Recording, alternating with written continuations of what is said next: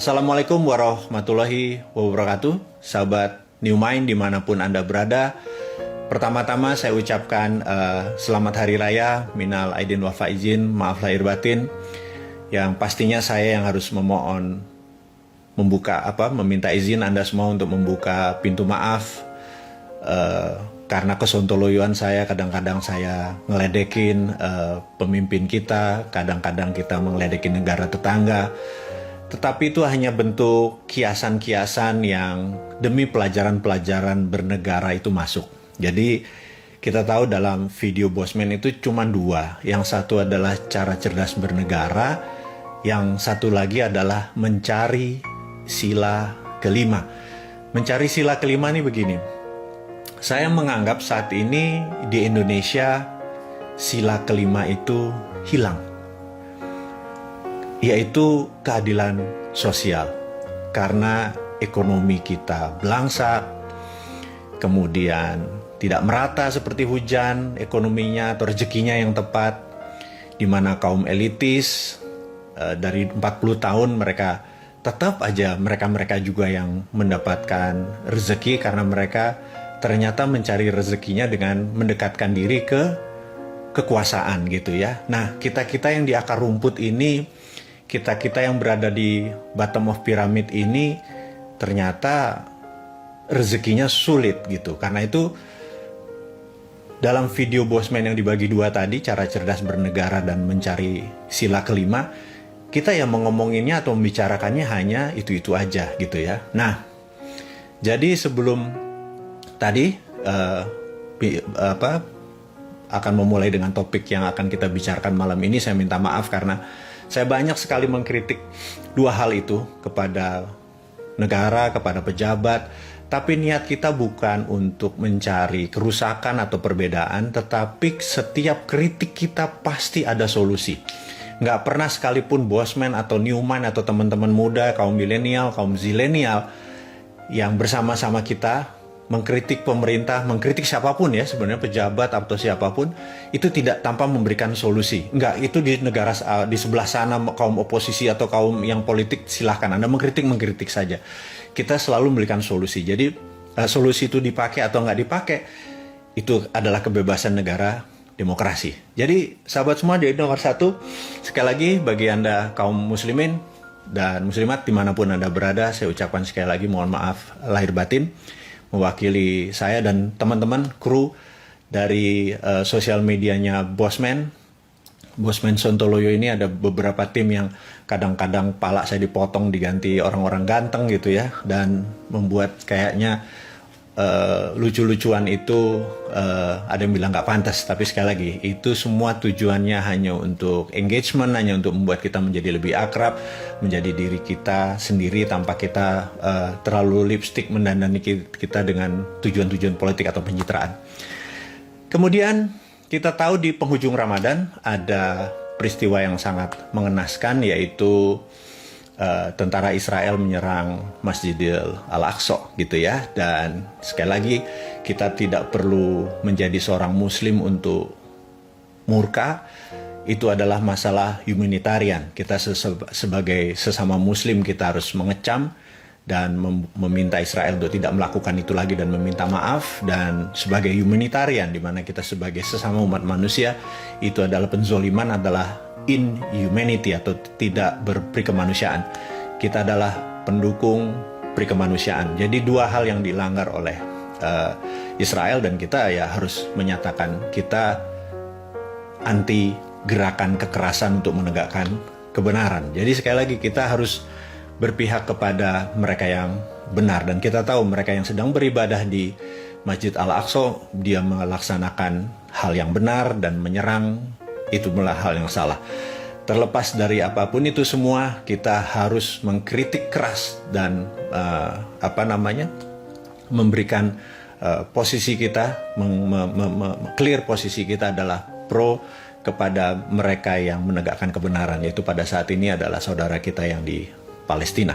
Baik, berikutnya kita tahu ada larangan mudik karena kita tahu saat ini India lagi terkena COVID dengan second wave, dan COVID ini cukup berbeda dengan COVID seri pertama, di mana kalau seri pertama ada gejala-gejala yang cukup panjang, dan yang seri kedua ini agaknya serangannya cukup ke dalam. Nah, ini yang harus kita diskusikan malam ini, kenapa bisa sampai ada seri kedua dan jangan sampai ada seri ketiga. Dan di seri kedua ini pemerintah melarang mudik itu sangat bisa dimengerti karena berkumpul atau bertemunya dengan beberapa orang, konteks segala macam kita tahu itu bikin masalah. Tapi begini, tahun lalu kita sudah tidak mudik, tahun ini kita tidak mudik lagi gitu ya.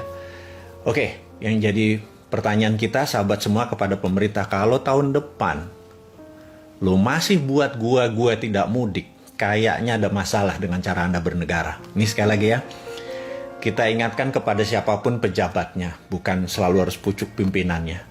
Tetapi saat ini kita bisa berkorban, kita tidak bisa ketemu gini. Kita tuh nggak punya apa-apa. Yang kita punya adalah orang tua kita di kampung. Atau saudara kita di kampung. Bisa dibayangkan, itu aset kita nggak boleh bertemu. Kita hanya bisa lewat video call mungkin atau lewat suara. Tahun lalu kita udah prihatin, tahun ini kita prihatin lagi. Oke, kita nurut. Kita nurut sekali lagi atas nama bangsa dan negara. Tetapi kalau tahun depan masih kayak gini lagi, kita akan bertanya, ada masalah sama lu. Gue udah turutin maunya lu dengan baik, tetapi Anda tidak perform.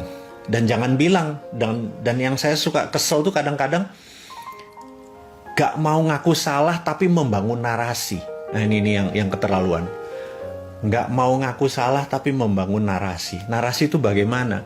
Jadi dia mencari pembenaran dengan narasi, bukan pembenaran dengan tindakan. Jadi sekali lagi, wahai pejabat yang saat ini berkuasa, kalau tahun depan masih kayak gini, Anda harus ngaku salah. Jadi bukan harus membangun narasi. Begitu ya. Dan ada syarat lagi berikutnya. Kami New Mind ini dan sahabat-sahabat yang sekarang ini sudah manut, tidak pulang kampung, yang sangat rindu saya dengan ibu saya di kampung,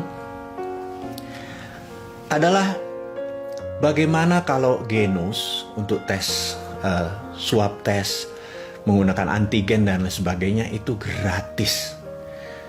Jadi kami gimana caranya bisa membangun sebuah daerah, misalnya provinsi yang saat ini yang paling susah adalah provinsi yang hidupnya memang dari pariwisata. Contoh ya, Jogja, kemudian Bali, kemudian Batam gitu ya, memang hidupnya dari pariwisata. Asing terutama. Kalau wisata asing nggak bisa, maka wisata lokal adalah solusinya. Nah, wisata lokal itu kalau mau masuk, kita harus membeli antigen, harus pakai genus dan lain sebagainya, itu mahal. Udah tiketnya mahal, kita harus membayar lagi. Jadi ada baiknya, wahai pejabat dimanapun, tes ini sifatnya gratis dan adakan segera dimanapun, sehingga kita bisa kapanpun berangkat. Dan kalau perlu saya setiap hari bangun keluar dari rumah, saya tes genus, lalu masukkan di aplikasi, begitu ada Satgas Genus, saya tinggal lihat ya saya negatif ya, kayak gitu. Dan kalau ada seseorang hari ini belum tes genus, Anda harus tes genus dengan jarak mungkin ratusan meter atau mungkin 50 meter sudah ada. Genus itu produksi anak bangsa. Jadi salah satu untuk membuat Indonesia ini berdaulat adalah produk anak bangsa di-push aja ke limit. Genus itu buat aja untuk 100 juta orang gitu ya. Kan agak gila kalau dipikir, tapi jangan bilang seperti kami nggak punya uang. Saya agak bingung gitu kalau bernegara nggak punya uang. Kalau Anda nggak punya dolar wajar karena mata uang kita adalah rupiah. Kalau Indonesia nggak punya rupiah itu keterlaluan gitu ya. Jadi saya nggak ingin sekali para pejabat ini mengapusi masyarakat bahwa untuk membangun itu perlu minjem, perlu ngutang, perlu negara lain, perlu foreign direct investment. Nemen Anda, sekali lagi, jangan kayak gitulah bernegara. Ada banyak cara untuk uang itu ada. Ya, salah satunya adalah dengan printing money. Tapi printing money dengan apa? Printing money harus ada underlaying-nya. Yang paling terbaik adalah underlaying-nya adalah dengan produk nasional. Misalnya genus. Genus tadi harus bisa menjadi underlaying. Ya misalnya genus tadi perlu 1 triliun, ya print aja 1 triliun untuk genus tadi. Jangan bilang gak ada uang, jangan bilang gak ada rupiah gitu ya. Jadi itulah cara kita menolong bangsa kita. Kemudian yang kedua, saya ingin Indonesia menjadi negara yang paling dulu terlepas dari masalah COVID. Itu CCM banget, cita-cita mulia banget. Maksudnya terbebas dari masalah COVID gini. Kita tahu untuk terbebas dari COVID itu adalah dengan vaksin atau dengan imunitas. Dan saya dari dulu menyatakan saya paling setuju dengan immunity. Jadi dengan imunitas, dengan meningkatkan kekebalan tubuh. Jadi vitamin harusnya gratis, dendritic cell harusnya diberikan gratis, diproduksi gratis. Jadi Pak Terawan punya yang vaksin Nusantara itu bukan vaksin ya, sekali lagi itu dendritic cell imunoterapi dan bisa meningkatkan imunitas. Kemudian yang terakhir adalah strategi stem cell dengan sekretum ya. Itu menarik sekali, imunitas tubuh kita langsung naik dengan sangat powerful. Jadi teman semua, kalau pemerintah saat ini sudah memberikan vitamin, memberikan untuk imun tubuh kita naik, kemudian tes genos, tes itu semuanya gratis, saya yakin Indonesia akan menjadi negara pertama-tama, sebagian dari negara pertama yang keluar dari masalah COVID di dunia ini.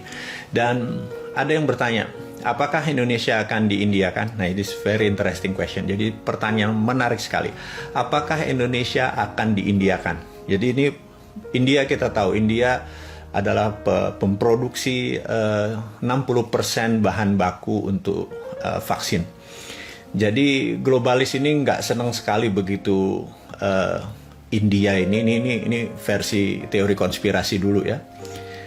Kalau India ini cepat recover, jadi dia diserang dengan COVID seri 2. Poinnya yang saya mau diskusikan saat ini adalah, akankah Indonesia akan di-COVID-kan seperti India? Jawabannya adalah, melihat dari gaya pemimpinan sekarang dan apa yang dilakukan oleh pejabat-pejabat sekarang, Indonesia tidak dianggap threat atau ancaman bagi negara-negara berdaulat besar lainnya seperti Tiongkok, seperti Amerika, seperti Indonesia nggak ditakuti. Indonesia nggak akan mungkin ofensif menyerang.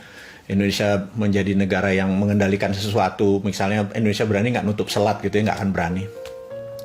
Indonesia berani nggak ngirim nikelnya, nggak ngirim batu baranya, terus membuat Tiongkok nggak ada batu bara, nggak ada nikel gitu, nggak berani gitu ya, nggak akan berani. Indonesia dianggap sekarang negara yang sangat soft, bisa difahami, tapi nggak apa, itu adalah pilihan bernegara. Beda nanti kalau New Mind yang main ya, kita akan opposite. Kita kalau Menteri Pertahanan sekarang dibangun, kita namanya Menteri Peperangan. Kalau dulu adalah Department of Defense, sekarang kita akan bangun Department of War gitu ya. Itu hanya cara bernegara dari New Mind dengan Old Mind, sedikit yang berbeda. Jadi teman-teman, cerita-cerita tentang COVID saya harapkan besok atau tahun depan, maksudnya kita bisa mudik kembali. Yang sekarang kita manut dulu dengan pemerintah untuk tidak mudik. Jadi saya pun dengan orang tua saya di Malang hanya bisa kangen-kangenan lewat video call gitu ya. Waduh, saya udah lama sekali nggak ketemu beliau karena kepotong sama masalah COVID dalam dua lebaran ini. Saya berharap tahun depan saya bisa nyium kaki ibu saya. Baik, sahabat semua, acara hari ini adalah sesungguhnya adalah ulang tahun Dinaran pertama. Jadi saya sengaja ingin membuang waktu sekitar 20 menit. Jadi kembali ke 1 tahun yang lalu, 20 Mei 2020, jam 20 lewat 20 menit, 20 detik, kami meluncurkan produk yang namanya Dinaran. Jadi Dinaran adalah sebuah produk di mana kita ingin memberi contoh kepada negara bahwa personal juga bisa punya SWF, jadi namanya Personal Sovereign Wealth Fund. Kalau negara punya Sovereign Wealth Fund, Personal Sovereign Wealth Fund adalah Dinaran. Jadi ada buku yang menarik judulnya The New Great Depression. The New Great Depression. Buku ini yang nulis adalah James Richard. Buku ini baru. Buku ini adalah menceritakan a winner and a loser post pandemic. Jadi gini, dia menganalisa siapa pemenang dan siapa yang kalah post pandemic. Setelah pandemik COVID ini berlalu, ini akan terjadi new depression. Nah, James Richard ini menceritakan hal yang sangat-sangat baru dan sangat-sangat menarik. Ada ke depan, setelah post pandemic ini, ada 3 hal yang akan berkompetisi dengan kencang. Satu yang namanya cash atau tunai atau disebut fiat money ya. Sahabat semua, cash atau tunai itu disebut fiat money. Kemudian versus crypto. Jadi kripto saat ini sedang uprising, sedang naik. Jadi dan terakhir adalah versus gold. Nah, yang kita mau bicarakan adalah tadi cash, fiat money versus crypto versus gold. Nah, dia menganalisa bahwa yang menang adalah nanti crypto dan gold. Jadi nanti dari 3 yang berkompetisi, cash atau fiat money. Fiat money itu begini. Aduh, saya nggak bawa lagi. Mudah-mudahan ada contohnya. Wah, saya nggak bawa. Ini ada uang 50.000 gitu ya. Uang 50.000, uang 100.000 sama uang 2.000 perak. Itu bendanya hampir sama. Jumlah tintanya ya hampir sama gitu. Nah, yang saya mau menceritakan adalah bedanya kertas 2.000 sama kertas 100.000 ini sebenarnya nggak ada, cuma di angka bundernya saja. Itu yang disebut fiat money. Dan itu tidak disukai lagi oleh anak-anak kaum zilenial atau anak-anak digital. Mereka nanti lebih memilih cashless. Jadi uang itu akan menjadi cashless, menjadi digital. Dan digital itu terbagi 2, kripto tadi dan mata uang berbasis gold gitu ya. Nah, banyak negara yang saat ini mata uangnya tidak berbasis gold. Ada sebuah negara tetangga itu kalau ngeprintnya tuh nggak ada dolar gitu ya. Terus lucu sekali gitu ya. Kalau kita ngeprint rupiahnya pakai emas, itulah yang ada di dinaran. Sahabat semua, kalau Anda memiliki dinaran, maka dinaran itu adalah gold digital system. Oke, sekali lagi, gold digital system. Ini adalah portable gold exchange. Ini susah banget nih bahasa ini. Ini adalah portable gold exchange. Jadi untuk pertukaran emas. Jadi Anda seakan-akan membawa alat untuk menukar emas kapanpun. Jadi sahabat semua, kalau Anda punya rupiah, Anda taruh di dinaran. Nomor 1, Anda bisa ambil fisik emasnya. Itu 1. Anda ambil rupiah Anda transfer, besok bukan besok, saat itu juga Anda dapat emasnya. Itu 1. Yang kedua, emas itu boleh dikirim, mau Anda di Sorong, mau Anda di Ambon, mau Anda di Makassar, kita kirim, gitu ya, minimum 2 gram. Kemudian kalau Anda mau datang ke kantor kita cuma punya 1 kantor karena ini bisnis digital. Anda bisa datang ke kantor kami, ambil fisiknya. Yang kedua adalah Anda masukkan rupiah Anda, tetapi goldnya Anda titipkan di custodian. Custodian kita sama ICDX adalah sebuah member di bawah Bapepti. Jadi kita secara legal standing kita di bawah Bapepti. Custodiannya dititip di sana. Kemudian di rekening Anda punya rupiah, Anda punya gramasi. Sekali lagi, nilai gramasi berat emas tadi. Kemudian Anda rupiahnya, sekali lagi, rupiahnya setiap hari turun naik tergantung harga demand supply, tetapi gramasi emas Anda akan tetap. Jadi kadang naik, kadang turun. Kemudian rupiah Anda tadi, Anda mau apakan? Anda diamkan boleh sebagai nilai investasi. Tapi kalau Anda mau belanjakan, kemana misalnya? Anda mau pakai ke OVO, Anda mau pakai ke GoPay, Anda bisa lakukan. Kemudian, Anda mau belanjakan ke edisi, menggunakan kartu GPN edisi. Nah, di sini kartu edisi kita sebentar lagi akan Anda miliki, yaitu besok 500 kartu ini akan disebar kepada sahabat semua, 500 dulu. Mulai besok, sehingga Anda sudah bisa 1 debit, ngambil tunai di seluruh ATM di Indonesia selama ada logo GPN, ya, Gerbang Pembayaran Nasional. Anda bisa melakukan debit dimanapun. Jadi ini sekali lagi, ini kita boleh bilang inilah pembeda Dinaran sebagai payout system keuangan yang sangat unik, karena sekali lagi Anda punya nilai underlying emas tadi. Oke, sebentar lagi Anda akan dikirim 500 orang pertama dulu, kemudian itu tanggal 21 Mei nanti, dan tanggal 20 Juni, sebulan dari sekarang, 20.000 kartu akan disebar kepada seluruh pelanggan Dinaran ID Cash kita ini. Kemudian Indonesia Cash ini ya, cash. Kemudian bulan berikutnya Juli 20, 220.000 seluruh member Dinaran akan memiliki kartu edisi. Jadi Anda punya edisi card, Anda bisa ngambil GPN dimanapun, kartu dimanapun, di debit dimanapun. Anda bisa transaksi di seluruh mau Indomaret, terserah. Tadi satu kartu debit, yang kedua adalah ada edisi kartu. Dan ini menjadikan Dinaran mempunyai payout system yang menarik. Anda bisa menggunakan e-money, bisa menggunakan GoPay, bisa transfer ke Shopee Pay, Anda bisa menggunakan edisi, Anda mengambil tunai, dan lain sebagainya. Dan ini adalah bentuk terobosan pertama yang kami dedikasikan untuk sahabat semua di Indonesia. Dan ada yang menarik, kita juga bisa mentransfer emasnya. Maksudnya emasnya begini. Sekali lagi, emas bukan alat bayar. Alat bayar adalah rupiah. Emas adalah alat tukar. Jadi misalnya ada ember, mau ditukar sama 0,01 gram emas, ya udah, tak pindah ya emasnya. Langsung pindah, itu namanya beri emas.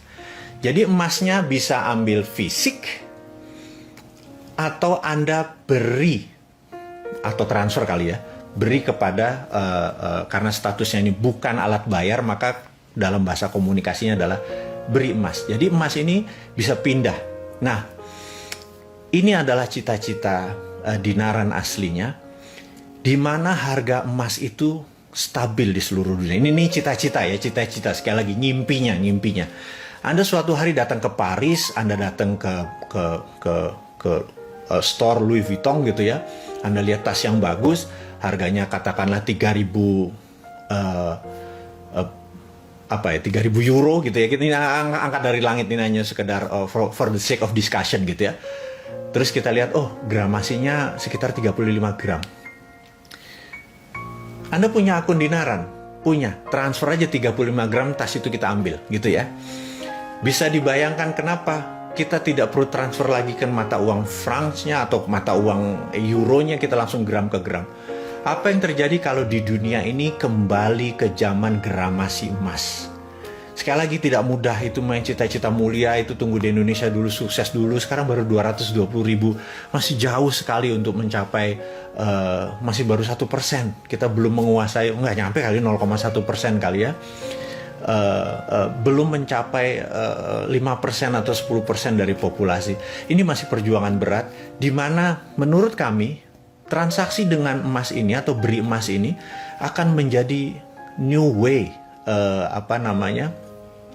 cara baru di dalam bertransaksi kayak tadi. Dan sehingga seorang saat ini, sahabat semua akan banyak meletakkan portfolionya tadi di, Anda udah naruh di GoPay, Anda udah pernah taruh di ATM Anda, sekarang Anda taruh di Dinaran. Ini adalah cara baru, revolusi baru. Dan teman-teman, beberapa sahabat bertanya, meraknya Bosman ini belum jadi ya? Saya akan bilang yes. Meraknya adalah salah satunya adalah Dinaran. Jadi kalau Dinaran yang baru 220.000 ini bisa diterima dengan 3 juta sahabat kita di seluruh Indonesia, dan mulai mentransaksikan ini menggunakan memberi emas tadi, saya yakin Indonesia akan menjadi negara berdaulat baru, karena rupiah kita menjadi kuat karena berbasis dengan emas. Dan sahabat semua, itu adalah informasi yang hari ini kita mau bagi kepada sahabat semua di ulang tahun Dinaran yang pertama. Jadi bagi sahabat yang belum membuka akun Dinaran, demi nama NKRI, demi perjuangan dan saya mohon sekali Anda berjuang bersama-sama saya, menguatkan rupiah Anda, menguatkan rupiah Indonesia, dengan cara bergabung di Dinaran. Sebenarnya Dinaran ini adalah produk nasionalis patriotisme Anda, bahwa dengan membuat rupiah Anda berbasis emas, Anda sudah berjuang bersama-sama untuk membangkitkan ekonomi, kebangsaan, dan negara kita. Jadi sahabat semua, tanpa berpanjang lebar lagi, kita sudah selama 30 menit bersama-sama mendengarkan apa itu Dinaran, sejarah Dinaran, cita-citanya Dinaran gitu ya.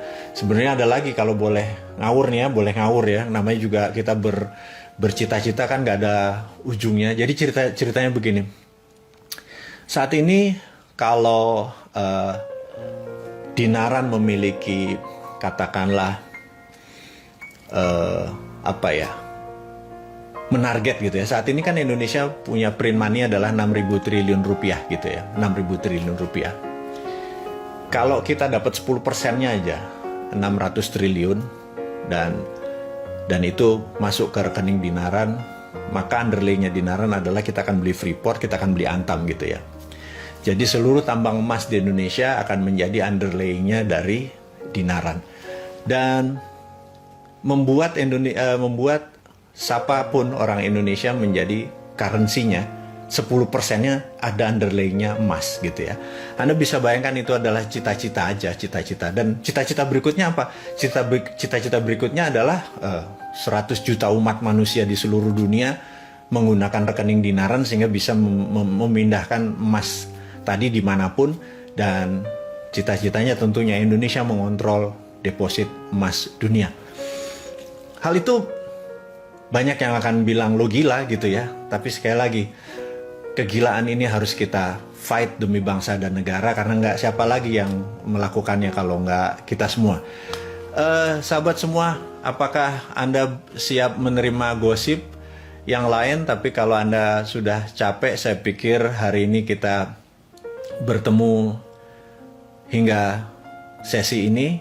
Saya ucapkan sekali lagi terima kasih atas waktunya, terima kasih atas kebersamaannya, terima kasih Anda sudah menyaksikan acara dari siang, dari tadi ya, dari jam 1 ya kalau nggak salah kita live, dan terakhir di puncaknya diakhiri dengan suaranya Bosman ini. Ya, jangan lihat tampangnya Bosman, lihat suaranya aja. Dan sekali lagi selamat ulang tahun Dinaran yang pertama. Teman-teman tim Jogja saya ucapkan terima kasih, tim Bali, Anda IT-nya luar biasa, saya ucapkan terima kasih, dan tim Jakarta, saya ucapkan perjuangan Anda sangat luar biasa. Anda bekerja siang malam, Anda masih muda semuanya.